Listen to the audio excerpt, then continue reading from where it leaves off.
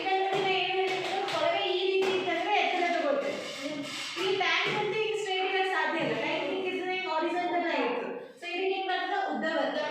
So ಅದಕ್ಕೆ ನಾವು ಏನು ತಗೊಂಡಿದ್ದೀವಿ, ಉದ್ದ L = 7 ಮೀಟರ್. ಈಗ ಟ್ಯಾಂಕಿನಲ್ಲಿ ಎಷ್ಟು ಲೀಟರ್ ಹಾಲು ಹಿಡಿತದ ಅದನ್ನು ಕಂಡುಹಿಡಬೇಕು ನಾವು. ನಾನು ಏನು ಹೇಳಿದ್ವಿ, ಯಾವುದೇ ಆಕೃತಿಯಲ್ಲಿ ಎಷ್ಟು ಕ್ವಾಂಟಿಟಿ ಪ್ರೆಸೆಂಟ್ ಅದ ಅಂತ ಏನು ಗೊತ್ತು ಮಾಡ್ತದೋ ಅದರದ್ದು ಗಾತ್ರ ಗೊತ್ತು ಮಾಡ್ತೀವಿ, ಹೌದಾ? ಸೊ ಅದಕ್ಕೆ ನಾವು ಏನು ಮಾಡಿದ್ವಿ, ಕೊಳವೆ ಆಕಾರದ ಟ್ಯಾಂಕಿನ ಗಾತ್ರ ಅದರದ್ದು ಫಾರ್ಮುಲಾ ಬರ್ಕೊಂಡಿದ್ವಿ. ಶರಣಸಾಗರ್ ಕೇಳಪ್ಪ. ಸೊ ಕೊಳವೆ ಆಕಾರದ ಟ್ಯಾಂಕಿನ ಗಾತ್ರ = πr²L. ಯೂಶುವಲಿ ಎಷ್ಟು ತಗೊಳ್ತಿದ್ವಿ, ಇಲ್ಲಿ ಕೊಳವೆ ಹಾರಿಜಾಂಟಲ್ ಅದ ಅಂತ ಇಲ್ಲಿ L ತಗೊಂಡಿದ್ವಿ.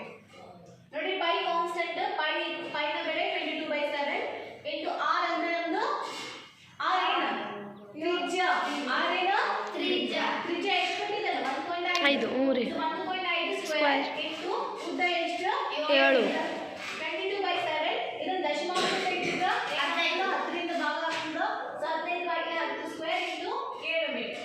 22/7 ಇಂಟು ಸ್ಕ್ವೇರ್ ಅದ, ಅದಕ್ಕೆ ಇದನ್ನ 2 ಸಲ ಬರ್ಕೊಂಡಿವಿ. 15/10 ಇಂಟು 15/10 ಇಂಟು 7 ಮೀಟರ್. 7 ಅಂದ್ರೆ 7 ಒಂದೇ, ಹೌದಾ? ನೆಕ್ಸ್ಟ್ ಇದನ್ನ ಛೇದ ಮಾಡ್ತಿದ್ರ ಏನ್ ಬರ್ತದೆ ಉತ್ತರ, ಗಾತ್ರ V = 49.5 cubic metre. 1 cubic metre = 1000 litre.